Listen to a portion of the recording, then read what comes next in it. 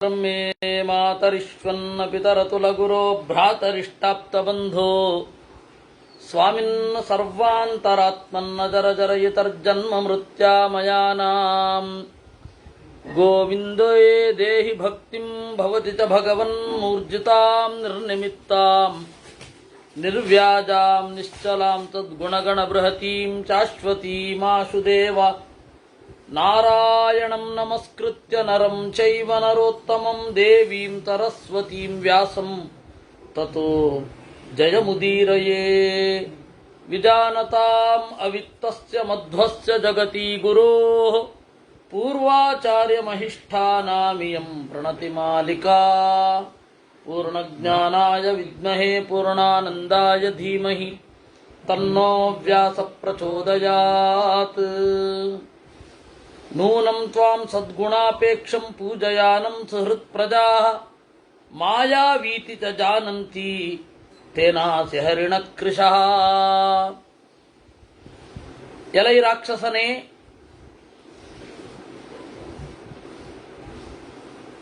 ಹೃದಯದಿಂದ ಪೂಜಿಸುವ, ಸದ್ಗುಣಗಳನ್ನು ಬಯಸುವ ನಿನ್ನನ್ನ ಜನ ನಂಬೋದಿಲ್ಲ ಅಂತ ಕಾಣುತ್ತೆ. ಮಾಯಾವೀತಿ ಚ ಜಾನಂತಿ, ಮೋಸಗಾರ ಅಂತ ಅಂದುಕೊಂಡಿರ್ತಾರೆ. ಆದ್ದರಿಂದ ನೀನು ಸೊರಗಿರುವೆ, ಬಣ್ಣ ಬದಲಿಸಿರುವೆ ಅಥವಾ ಹಸಿರಾಗಿರುವೆ. ನೀನು ಸೊರಗಿರುವೆ ಅಥವಾ ಹಸಿರಾಗಿರುವೆ. ಅಂತರ್ಗತಮಭಿಪ್ರಾಯಂ ನನೂನಂ ಲಜ್ಜಯೇಚ್ಛಸಿ ವಿವಕ್ತುಂ ಪ್ರಾಪ್ತಿ ಶೈಥಿಲ್ಯಾತ್ ತೇನಾಸಿ ಹರಿಣಕೃಶಃ. ಒಳಗಡೆ ಇರುವ ಭಾವವನ್ನ ಹೇಳಲಿಕ್ಕೆ ನಾಚಿಕೊಳ್ತಾ ಇದ್ದಿ. ಅದಕ್ಕೆ ಎರಡು ಕಾರಣ ಇರಬಹುದು. ಒಂದು, ಅದು ಹೇಳಬಾರದಂಥದ್ದಾಗಿರುತ್ತೇನೋ. ಹೇಳಬಾರದಾಗಿರುವಂಥದ್ದನ್ನ ಪದೇ ಪದೇ ಅಂದುಕೊಳ್ತಾ ಇದ್ರೆ ಅದು ಮನೋಶೈಥಿಲ್ಯವೇ ತಾನೆ. ಅನಿಸುವ ಪ್ರತಿಯೊಂದು ಅನಿಸಿಕೆಯೂ ಕೂಡ ಹೇಳಬಾರದ್ದಾಗಿದ್ರೆ ಹೆಂಗೆ ಹೇಳೋದು? ಅಂದ್ರೆ ನಮ್ಮ ಮನಸ್ಸು ಎಷ್ಟು ಕೆಟ್ಟಿರುತ್ತೆ ಅಂತಲ್ವಾ. ನೀವು ಯಾವುದೇ ಲಜ್ಜೆ ಇಲ್ಲದೆ ಹೇಳ್ತಾ ಇದ್ದೀರಾ ಅಂತ ಹೇಳಿದ್ರೆ ಎರಡು ಕಾರಣ. ಅದರಲ್ಲಿ ಅಶ್ಲೀಲತೆ ಇರಲ್ಲ, ಅಸಂಗತತೆ ಇರಲ್ಲ, ಅದರಿಂದಾಗಿ ಹೇಳ್ತಾ ಇದ್ದೀರಾ. ಅಸಂಗತವೂ ಆಗಿರುತ್ತೆ, ಅಶ್ಲೀಲವೂ ಆಗಿರುತ್ತೆ ಅಂದ್ರೆ ಅದನ್ನು ಮೊದಲು ಮನಸ್ಸು ಯೋಚನೆ ಮಾಡಬೇಕಲ್ಲ. ಮನಸ್ಸು ಯೋಚನೆ ಮಾಡಿ ಅಯ್ಯೋ ಅದು ಎಕ್ಸ್ಪ್ರೆಸ್ ಮಾಡ್ಲಿಕ್ಕೆ ಆಗ್ತಾ ಇಲ್ಲ ಅಂತನ್ನುವ ದ್ವಂದ್ವ ಸಂಕಟ ಕಾಡಿದಾಗ ನೀವು ಹೇಳದೇ ಇರೋದಕ್ಕೆ ಸಾಧ್ಯ, ಅಥವಾ ಹೇಳಲಿಕ್ಕೆ ಸಾಧ್ಯ ಆಗುವಲ್ಲ. ಆ ಥರದ ಭಾವನೆಗಳೇ ಜಾಸ್ತಿ ಆದರೆ ಒಳಗಡೆ ಇಟ್ಟುಕೊಂಡು ಗುಟ್ಟನ್ನು ಏನು ಮಾಡೋದು? ಸೊರಗಿರಬೇಕು, ಹಸಿರಾಗಿರಬೇಕು. ಅದಕ್ಕಾಗಿ ನಾನಾ ಬುದ್ಧಿ ರುಚೀನ್ ಲೋಕೆ ಮಾನುಷಾನ್ ನೂನಮಿಚ್ಛಸಿ ಗ್ರಹೀತುಂ ಸ್ವೈರ್ಗುಣೈಃ ಸರ್ವಾನ್ ತೇನಾಸಿ ಹರಿಣಕೃಶಃ. ಎಲ್ಲರೂ ನನ್ನನ್ನು ಮೆಚ್ಚಬೇಕು ಅಂತ ಅನ್ಕೊಂಡಿರ್ತಿ ಅಂತ ಕಾಣುತ್ತೆ. ಎಲ್ಲರೂ ಹಾಗೆ ಮೆಚ್ಚಲಿಕ್ಕೆ ಸಾಧ್ಯ ಇಲ್ಲ. ನಮ್ಮ ಪಂಡಿತಾಚಾರ್ಯರು ಹೇಳಿಲ್ಲೇನು? ನಾರಾಯಣ ಪಂಡಿತಾಚಾರ್ಯರು ಕಮಪಿ ಸಕಲ ಹೃದಯಂ ಕಲ್ಪಯೇನ್ನೈವ ದೈವಂ ಅಂತ. ದೈವ ಎಲ್ಲರಿಗೂ ಇಷ್ಟವಾದ ಒಂದು ವಸ್ತುವನ್ನು ನಿರ್ಮಾಣನೆ ಮಾಡಲಿಲ್ಲ. ಕಮಪಿ ಸಕಲ ಹೃದಯಂ ಕಲ್ಪಯೇನ್ನೈವ ದೈವಂ ಅಂತ. ಇದನ್ನ 5-6 ರಾಗಗಳಲ್ಲಿ ಮೊದಲು ಹಾಡ್ತಾ ಇದ್ದೆ. ಅಷ್ಟು ಪ್ರಿಯವಾದ ಸುಭಾಷಿತ ಆಗಿತ್ತು ನನಗೆ. ನೀನು ದೈವ ಆ ರೀತಿ ಕಲ್ಪನೆ ಮಾಡಿಲ್ಲ ಅನ್ನೋದನ್ನ ಮರೆತು ನಾನು ಎಲ್ಲರಿಗೂ ಇಷ್ಟ ಆಗಬೇಕು ಅಂತ ಪ್ರಯತ್ನ ಪಡ್ತಾ ಇರ್ತಿ. ಆ ಪ್ರಯತ್ನ ಖಂಡಿತ ವಿಫಲತೆಯೆಡೆಗೆ ಒಯ್ಯುತ್ತೆ. ತೇನಾಸಿ ಹರಿಣಕೃಶಃ. ಅದರಿಂದ ನೀನು ಸೊರಗಿರಬೇಕು, ಹಸಿರಾಗಿರಬೇಕು. ಆಸತ್ಸು ವಿನಿವಿಷ್ಟೇಷು ನ ಗುಣಾನ್ ವದತ ಸ್ವಯಂ ಗುಣಾಸ್ತೆ ನ ವಿರಾಜಂತೆ ತೇನಾಸಿ ಹರಿಣಕೃಶಃ. ಕೆಟ್ಟವರೇ ನಿನ್ನ ಸುತ್ತ ಇರ್ತಾರೆ, ಒಳ್ಳೆಯದನ್ನ ಹೇಳಿದ್ದನ್ನ ಕೇಳುವುದೇ ಇಲ್ಲ. ಆದ್ದರಿಂದ ನಿನ್ನ ಒಳ್ಳೆಯ ಗುಣಗಳೇ ಹೊರಗೆ ಬರುವುದಿಲ್ಲ, ಹೊರಗಡೆ ಬಂದರೂ ಲೆಕ್ಕಕ್ಕೆ ಒಳಗಾಗೋದಿಲ್ಲ.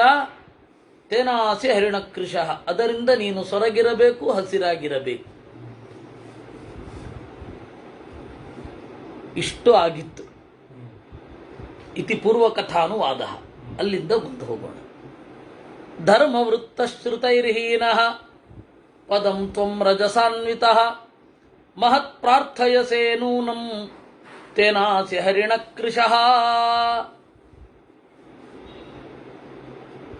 ಒಳ್ಳೆ ಧರ್ಮ ಇಲ್ಲ ಅಂತ ಇಟ್ಕೊಳ್ಳಿ ಒಬ್ಬನಿಗೆ, ವೃತ್ತ ಒಳ್ಳೆ ಕ್ಯಾರೆಕ್ಟರ್ ಇಲ್ಲ ಅಂತ ಇಟ್ಕೊಳ್ಳಿ, ಒಳ್ಳೆ ಶಾಸ್ತ್ರಶ್ರವಣ ಇಲ್ಲ ಅಂತ ಇಟ್ಕೊಳ್ಳಿ, ಶಾಸ್ತ್ರದಲ್ಲಿ ಪರಿಣತಿ ಇಲ್ಲ ಅಂತ ಇಟ್ಕೊಳ್ಳಿ.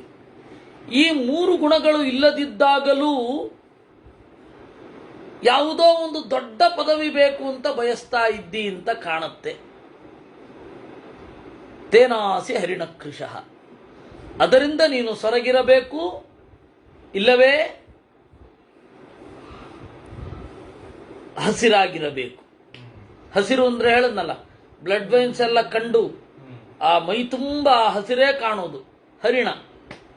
ಪ್ರಾಯ ಹಾಗಾಗಿದ್ದಿ ಅಂತ ಕಾಣುತ್ತೆ. ಅಂದ್ರೆ ಇದು ನಮಗೆ ತಿಳಿಯುವ ನೀತಿ ಏನು ಅಂದ್ರೆ, ನಾವು ಒಳ್ಳೆಯ ಧರ್ಮದಲ್ಲಿದ್ದು ಅದು ಯೋಗ್ಯವಾಗಿದ್ದ ಪದವಿ ಆಗಿದ್ರೆ ಅದಕ್ಕೆ ಆಸೆ ಪಡೋದ್ರಲ್ಲಿ ತಪ್ಪಿಲ್ಲ. ಏಕೆಂದ್ರೆ ರಾಮ ಹೇಳಿಲ್ವೇ, ಕೀರ್ತಿ ಸಜ್ಜನರು ಬಯಸ್ತಾರೆ, ತಪ್ಪಿಲ್ಲ ಅದರಲ್ಲಿ. ಸೀತೆಯನ್ನು ಬಿಡುವಾಗ ಒಂದು ಮೀಟಿಂಗ್ ಆಗತ್ತೆ. ರಾಮ, ಲಕ್ಷ್ಮಣ, ಭರತ, ಶತ್ರುಘ್ನ ಈ 4 ಜನರ ಜೊತೆಗೆ ಒಂದು ಮೀಟಿಂಗ್ ಆಗತ್ತೆ. ಕೀರ್ತಿಯನ್ನು ಬಯಸ್ತಾರೆ ಸಜ್ಜನರು, ಅದರಲ್ಲಿ ತಪ್ಪಿಲ್ಲ ಅಂತ ಅವನು. ಯಾಕೆ ತಪ್ಪು? ಅದು ಒಳ್ಳೆ ದಾರಿಯಿಂದ ಬರಬೇಕು ಅನ್ನೋದಷ್ಟೇ ಇರೋದು. ಅದು ಬಿಟ್ಟು ಕಬ್ಬಿಣ ತಿಂತೀವಿ ದಾಖಲೆ ಮಾಡಲಿಕ್ಕೆ, ಮಣ್ಣು ತಿಂತೀವಿ, ಅದೆಲ್ಲ ಅಲ್ಲ ಅಲ್ವಾ? ಕೆಟ್ಟ ದಾರಿ ಆಗಿರಬಾರದು. ಉದ್ದ ಕೂದಲನ್ನು ಬೆಳೆಸಿ ಆ ಕೂದಲಿನಿಂದ ಬಂಡಿ ಎಳಿತೇನೆ, ಕಾರ್ ಎಳಿತೇನೆ, ಅದೆಲ್ಲ ಬೇಡ. ಸಜ್ಜನರು ಕೀರ್ತಿಯನ್ನ ಬಯಸ್ತಾರೆ, ಗುಣಗಳನ್ನ ಅಳವಡಿಸಿಕೊಂಡಾದ ಮೇಲೆ ಬಯಸಿದ್ರೆ ತೊಂದರೆ ಇಲ್ಲ. ಗುಣಗಳಿಲ್ಲ ನನ್ನಲ್ಲಿ, ಆದ್ರೆ ಕೀರ್ತಿ ಬೇಕು. ಇದು ನನ್ನ ಒಳಗಡೆಯಿಂದಲೇ ಕೊರೆಯುತ್ತೆ. ಅಯ್ಯೋ ನನಗೆ ಅದು ಸಿಗಲಿಲ್ಲ, ಅಯ್ಯೋ ಇನ್ನೇನು ಅದೃಷ್ಟ ಬಂದು ಬಾಗಿಲು ತಟ್ಟಿದ್ರು ಕೂಡ ಆಗ ನಾನು ತೆಗೆಯಲಿಲ್ಲ ಅಂತ ಶುರು ಆಗುತ್ತೆ.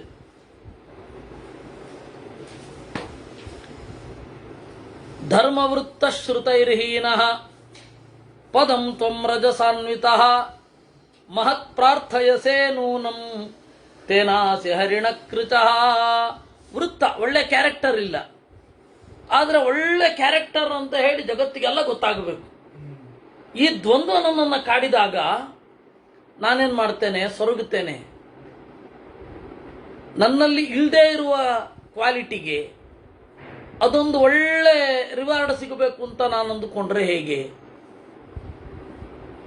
ನಾನು ಯಾವ ಸಾಹಸ ಕ್ರಿಯೆಯನ್ನೂ ಮಾಡಿಲ್ಲ, ಪರಮವೀರ ಚಕ್ರ ಸಿಗಬೇಕು ಅಂದ್ರೆ ಹೇಗೆ? ಅಷ್ಟೇ ಅಸಂಗತ ಇಲ್ಲಾಗತ್ತೆ. ಇನ್ನು ಶ್ರುತೈರ್ಹೀನಃ, ಶಾಸ್ತ್ರವನ್ನ ಅಥವಾ ಒಳಿತನ್ನ, ಯಾವುದೇ ಫೀಲ್ಡಿನಲ್ಲಿ ಒಂದು ಎಕ್ಸ್ಪೀರಿಯನ್ಸ್ ಇಲ್ಲ, ಒಂದು ಎಕ್ಸಲೆನ್ಸ್ ಇಲ್ಲ, ಆದರೆ ನನಗೆ ಅದರಿಂದ ಬರುವ ಗುಣ ಮಾತ್ರ ಬೇಕು ಅಂತ ನಾನು ಇಷ್ಟಪಡ್ತೇನೆ. ಆಗ ಒಳಗಿಂದೊಳಗೆ ಸೊರಗಲಿಕ್ಕೆ ಶುರು ಆಗ್ತೇನೆ. ಬಂದದ್ದೆಷ್ಟೋ ಅಷ್ಟು ತಾಕು ಅಂತ ತೃಪ್ತಿಯಿಂದ ಇದ್ರೆ ಚೆನ್ನಾಗಿರ್ತಾನೋ. ನನ್ನ ಕೈಲಾಗಿದ್ದಿಷ್ಟೋ ಆಯ್ತು, ಬಂದದ್ದನ್ನು ಅನುಭವಿಸ್ತೇನೆ ಅಂತಿರಬೇಕು. ಒಳ್ಳೇದ್ರಲ್ಲಾಗಲಿ ಕೆಟ್ಟದ್ರಲ್ಲಾಗಲಿ, ಒಳ್ಳೇದ್ರಲ್ಲೂ ಕೂಡ. So think big thin big ಅಂತ ಏನ್ ಸಾಯೋದು? ಥಿನ್ ಬಿಗ್ ಅಂದ್ರೆ ನಾನು ತಿನ್ನೋದು ಅಂತ ಹೇಳಿದ ಹಂಗೆ. Think big and thin big ಆಗಲ್ಲ. ಅದು ದೊಡ್ಡದಾಗಿ ಯೋಚನೆ ಮಾಡಿದ ಮಾತ್ರಕ್ಕೆ ಆಗತ್ತೆ. ಅವೆಲ್ಲ ಸುಮ್ಮನೆ, ಅದು ಜನಮೋಹಕವಾದದ್ದು. ಏನು ಯೋಚನೆ ಮಾಡಿದ್ರು ಏನು ಪ್ರಯೋಜನ ಇಲ್ಲ. ದೊಡ್ಡದಾಗಿ ಯೋಚನೆ ಮಾಡಬೇಕು ಅಂತ ಹೇಳಿ ನಾನು ಬೆಂಗಳೂರಲ್ಲಿ ಅದು ಎಲ್ಲಿ ಬಹಳ ಮಧ್ಯದ ಭಾಗದಲ್ಲಿ ನನಗೆ 1 ಎಕರೆ ಜಾಗ ಬೇಕು ಅಂತ ಹೇಳಿ ಆಗಲ್ಲ. ಅದನ್ನು ಯೋಚನೆಯೇ ಮಾಡಬಾರ್ದು. ಹೀಗೆಲ್ಲ ಇರುತ್ತೆ. ಅದರಿಂದ ಈ ಎಲ್ಲ ಇದೆಲ್ಲ ಇರುತ್ತಲ್ಲ, ಅದು ಜನಮೋಹಕವಾದದ್ದು. Personality development course, self engineering ಅದೆಲ್ಲ ಬೋಗಸ್ರಿ.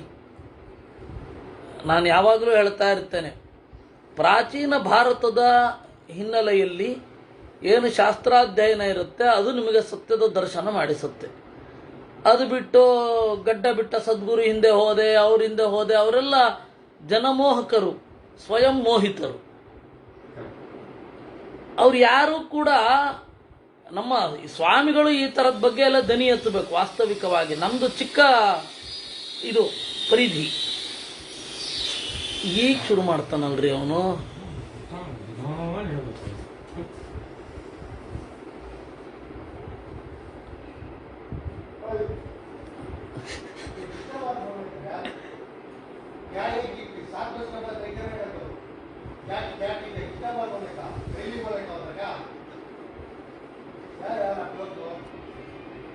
ಹೀಗಾಗಿ ಇದೆಲ್ಲ ಮೋಹಕವಾದ ಮಾತುಗಳು. ಆ ಮೋಹಕವಾದ ಮಾತುಗಳನ್ನು ಒಂದು ಲಿಸ್ಟ್ ಮಾಡಬೇಕು. ಅಥವಾ ಯಾರಾದ್ರೊಬ್ರು ಸಂಶೋಧನೆ ಮಾಡೋರಿದ್ರೆ ಅದನ್ನು ಸಂಶೋಧನೆ ಮಾಡಬೇಕ್ರಿ. ಈ ಪರ್ಸನಾಲಿಟಿ ಡೆವಲಪ್ಮೆಂಟ್ ಕೋರ್ಸ್ಗಳಿಂದ, ಸೆಲ್ಫ್ ಇಂಜಿನಿಯರಿಂಗ್ ಕೋರ್ಸ್ಗಳಿಂದ, ಮೋಟಿವೇಶನಲ್ ಸ್ಪೀಚ್ಗಳಿಂದ ಎಷ್ಟು ಉದ್ಧಾರ ಆಗಿದ್ದಾರೆ ಅಂತ ಒಂದು ಡೇಟಾ ಕಲೆಕ್ಟ್ ಮಾಡಿ ನೋಡಿದ್ರೆ ಅದ್ರ ಬಣ್ಣ ಗೊತ್ತಾಗುತ್ತೆ. ಇವತ್ತು ಅದೊಂದು ಪಿಡುಗು. ಶಾಸ್ತ್ರ ಸಹಜವಾಗಿ ನೀವು ಕಲಿತುಕೊಂಡು ಹೋಗ್ತಾ ಇದ್ರೆ ಸಹಜವಾಗಿ ಹೋಗ್ತದೆ, ಎಲ್ಲ ಬರುತ್ತೆ. ನೀವು ಒಂದು ಮರವನ್ನು ಬೆಳೆಸಿದ್ರಿ ಅಂತಂದ್ರೆ ಕಟ್ಟಿಗೆನೂ ಬರುತ್ತೆ, ಎಲೆಯೂ ಸಿಗತ್ತೆ. ಒಂದು ಮಾವಿನ ಮರ ಬೆಳೆಸಿದ ಹಾಗೆ ಶಾಸ್ತ್ರ ಓದೋದು ಅಂದ್ರೆ ಒಂದು ಮಾವಿನ ಮರ ಬೆಳೆಸಿದ ಹಾಗೆ. ಆ ಮಾವಿನ ಮರದ ಪ್ರತಿಯೊಂದು ಉಪಯೋಗ,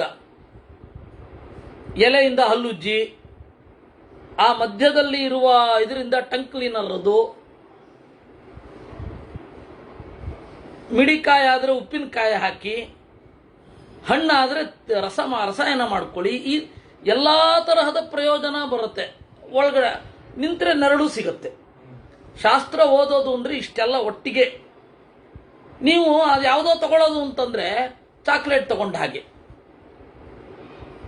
ಮಾವಿನ ಮಾಂಬಳವನ್ನು ಚಾಕ್ಲೇಟ್ ಕೊಟ್ಟು ತಗೊಂಡ ಹಾಗೆ, ಇದು ದುಡ್ಡು ಕೊಟ್ಟು ತಗೊಂಡ ಹಾಗೆ ಅಷ್ಟೇ ಇರೋದು. ಅದರಿಂದಾಗಿ ಮೂಲ ಸಾಹಿತ್ಯವನ್ನೇ ಅಧ್ಯಯನ ಮಾಡಿ, ಕ್ಲಾಸಿಕ್ ಆದ ಸಾಹಿತ್ಯವನ್ನೇ ಅಧ್ಯಯನ ಮಾಡಿದ್ರೆ ಎಲ್ಲ ಸಿಗತ್ತೆ. ಈಗ ಅವರು ಕ್ಲಾಸಿಕ್ ಸಾಹಿತ್ಯ ಅದು ಹೋಗ್ಲಿರಿ, ಹೊರಗಡೆಯ ಜನರಿಗೆ ಗೊತ್ತಾಗಲ್ಲ ಅಂದ್ರೆ ಶಾಸ್ತ್ರ ಓದುವವರು ಲ್ಯಾಂಡ್ ಮಾರ್ಕಿನ ಹಿಂದೆ ಬೀಳ್ತಾರಲ್ರಿ.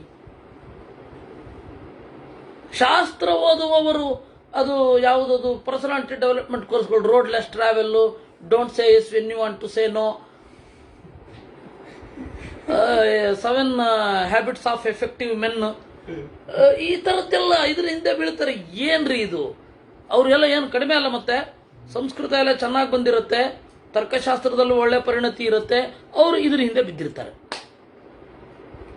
ಅವರು ಇಂಗ್ಲಿಷಿನಲ್ಲಿ ಡೇಲ್ ಕಾರ್ನೆಗಿದ್ದೋ ಅಥವಾ ಇದನ್ನ ರಿಚ್ ಡ್ಯಾಡ್ ಪೂರ್ ಡ್ಯಾಡ್ ಅನ್ನೋ ತಗೊಂಡು ಓದ್ತಾ ಇರ್ತಾರೆ.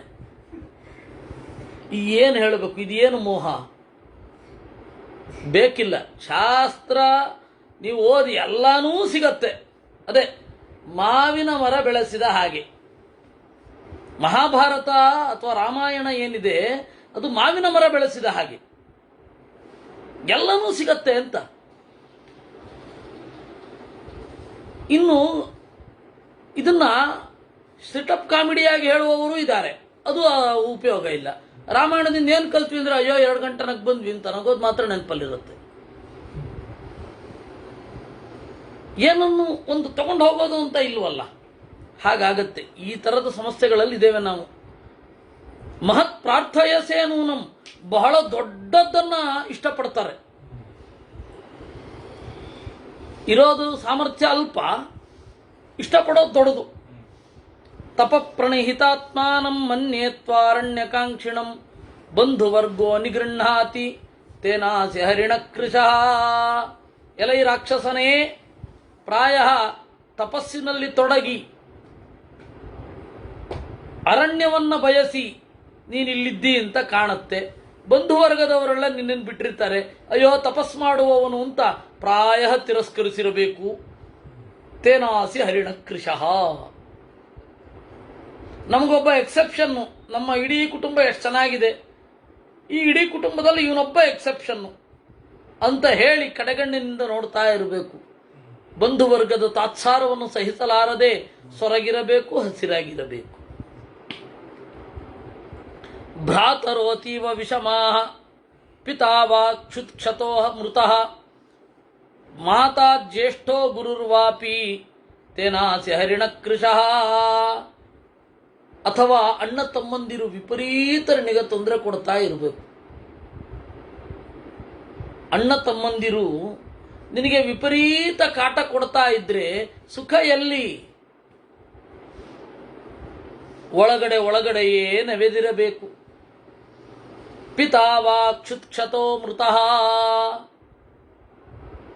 ಅಥವಾ ತಂದೆಯೋ ತಾಯಿಯೋ ಅಣ್ಣನೋ ಹಸಿವಿನಿಂದ ಸತ್ತೋಗಿರ್ಬೇಕು. ಎರಡರ್ಥ ಕ್ಷುತ್ಕ್ಷತ ಅನ್ನೋದಕ್ಕೆ. ಆಕಸ್ಮಿಕವಾಗಿ ಸೀನುವಾಗ ಸತ್ತೋಗಿರ್ಬೇಕು. ಕ್ಷುತ್ ಅನ್ನೋದಕ್ಕೆ ಹಸಿವೆ ಅಂತನೂ ಅರ್ಥ ಇದೆ, ಸೀನು ಅಂತನೂ ಅರ್ಥ ಇದೆ. ಸೀನು ಅನ್ನೋದು ಅತ್ಯಂತ ಇದರಲ್ಲಿ ಏನು ಬಹಳ ಕಡಿಮೆ ಪ್ರಯೋಗ ಇರೋದು, ಎಲ್ಲ ಕಡೆ ಇಲ್ಲ. ಅಂದ್ರೆ ಆ ಥರ ಸಾಯಲ್ಲ ಅಂತ ಅನ್ಕೊಂಡಿರ್ಬೇಕಾದ್ರೆ ಸೀನ್ಬೇಕಾದ್ರೆ ಅಕ್ಷಿಂತ ಅನ್ಬೇಕಾದ್ರೆ ಪ್ರಾಣ ಹೊಟ್ಟೋಗಿದ್ರೆ ಎಂಥ ಭಯ ಶುರುವಾಗುತ್ತೆ. ನೀರು ಕುಡಿಬೇಕಾದ್ರೆ ಪ್ರಾಣ ಹೊಟ್ಟೋದ್ರೆ, ಊಟ ಮಾಡ್ಬೇಕಾದ್ರೆ ಪ್ರಾಣ ಹೊಟ್ಟೋದ್ರೆ, ಸ್ನಾನ ಮಾಡ್ಬೇಕಾದ್ರೆ ಪ್ರಾಣ ಹೊಟ್ಟೋದ್ರೆ ಅಂತ ಹೇಳಿ ಭಯ ಶುರು ಆಗಿರಬೇಕು ನಿನಗೆ. ಆಗ ಏನೂ ನೆಮ್ಮದಿಯಿಂದ ಮಾಡ್ಲಿಕ್ಕಾಗೋಲ್ಲ. ತಾಯಿ ಅಥವಾ ಅಣ್ಣ, ನಿನ್ನ ಹಿರಿಯರು ಯಾರೋ ಹಸಿವಿನಿಂದ ಸತ್ತಿರಬೇಕು ಅಂತ ಕಾಣುತ್ತೆ.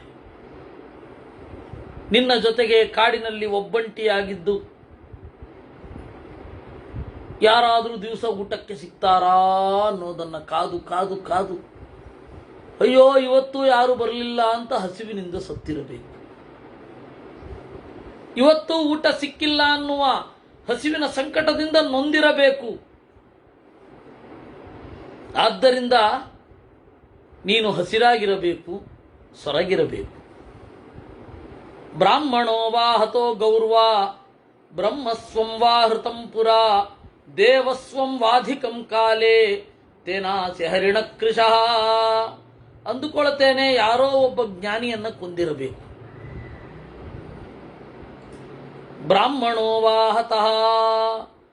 ಕೊಲ್ಬೇಕಾದ್ರೆ ಸುಲಭರಿ. ಏನು ಮಾಡದೇ ಇರೋರ್ನ ಕೊಂದ್ರೆ ಉಂಟಲ್ಲ, ಅದು ಒಳಗಡೆ ಪಾಪವಾಗಿ ಕಾಡುತ್ತೆ. ಸುಖವಾಗಿರ್ಲಿಕ್ಕಾಗಲ್ಲ. ಏನಾದರೂ ಪ್ರತಿಭಟನೆ ಮಾಡ್ತಾ ಇದ್ದಾಗ ಕೊಂದ್ರೆ ಏನು ಅನ್ಸೋಲ್ಲ.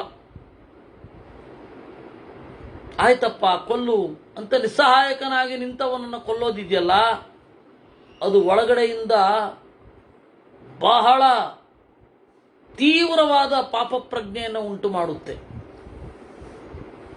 ಅದು ಯಾರಿಗೆ ಯಾವ್ಯಾವಾಗ ಹೆಂಗೆ ನೆನಪಾಗತ್ತೆ ಹೇಳಲಿಕ್ಕೆ ಬರಲ್ಲ. ಅದಕ್ಕೆ ಬಹಳ ಅಪರಾಧ ಮಾಡಿದವರು, ಅಪರಾಧದ ಹಿನ್ನೆಲೆಯವರು ಏಕಾಂತದಲ್ಲಿರ್ಲಿಕ್ಕೆ ಬಯಸಲ್ಲ. ಏನೋ ಒಂದು ಜನರ ಮಧ್ಯೆ ಇರಬೇಕು. ಜನರ ಮಧ್ಯೆ ಬಹಳ ಇರಬೇಕು ಅಂತ ಅನ್ನೋದು ಗುಣ ಏನೂ ಅಲ್ಲ.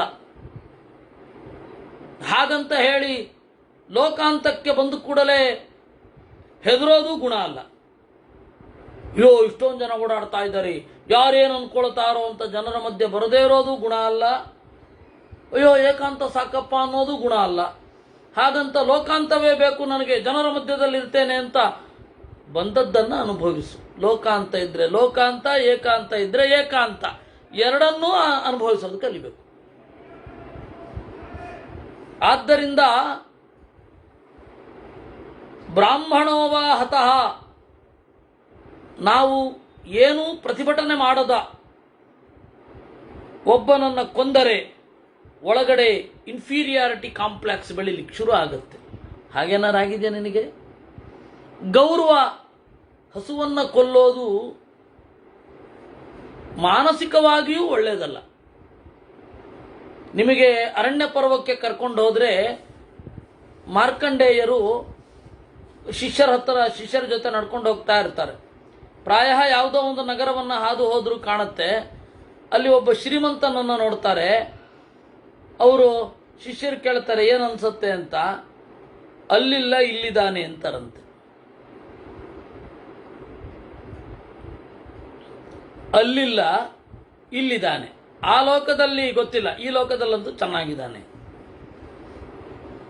ಆಮೇಲೆ ಒಬ್ಬ ತಪಸ್ವಿ ಕೃಷ, ವ್ರತದಿಂದ ಅವನ ದೇಹ ಎಲ್ಲ ನೆವೆದು ಹೋಗಿದೆ.